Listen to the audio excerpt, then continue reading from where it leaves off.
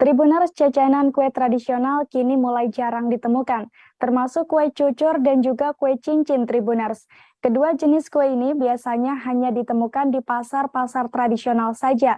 Namun siapa sangka, kue ini ternyata juga ada di Jalan Merchandise Best, Desa Cicadas, Kecamatan Gunung Putri, Kabupaten Bogor. Dan bagaimana informasi lengkapnya akan disampaikan oleh rekan Reynaldi dari Tribun Bogor. Silahkan rekan Reynaldi. Ya, baik Ariska.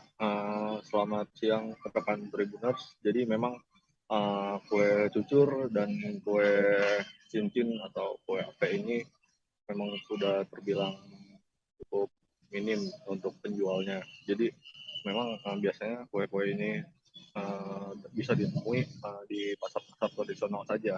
Karena memang kue ini merupakan kue tradisional, jajanan yang merupakan yang sudah juga peminatnya, tetapi di Desa Cicadas di Gunung Putri ini kemarin saya mendapati seorang pedagang kue tradisional tersebut yang sudah berjualan beberapa tahun terakhir. Jadi menurut pedagangnya sendiri yang bernama Edi, itu Edo, itu dirinya sudah berada di wilayah Gunung Putri itu sejak 2 bulan ke belakang. Jadi sebelumnya memang Edo ini sendiri sempat berjualan di wilayah Sukabumi. Itu masih tetap berjualan yang sama, kue cucur dan kue cincin.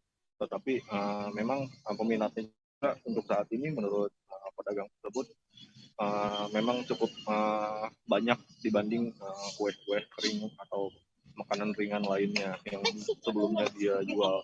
Jadi untuk dijualnya sendiri per buahnya atau per kuenya itu seharga 1.000 kue jajanan tradisional ini sendiri untuk seharinya dijual sebanyak 1.000 porsi. Jadi dirinya juga menggunakan teknik khusus dalam pembuatannya, dalam pembuatan kue cucur dan kue cincin ini.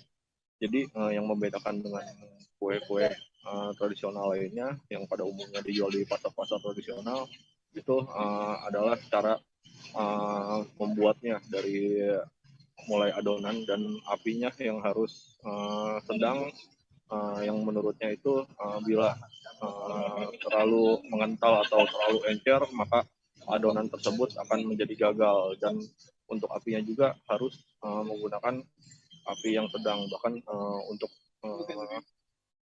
tingkat kepanasan dari minyaknya pun tidak boleh terlalu menjadi panas, yang dimana akan mengakibatkan cepat gosong. Jadi untuk pasarannya sendiri menurut pedagang tersebut itu adalah karena wilayah industri di kawasan Gunung Putri ini, jadi para karyawan-karyawan pabrik dan juga para orang-orang yang melintas wilayah tersebut.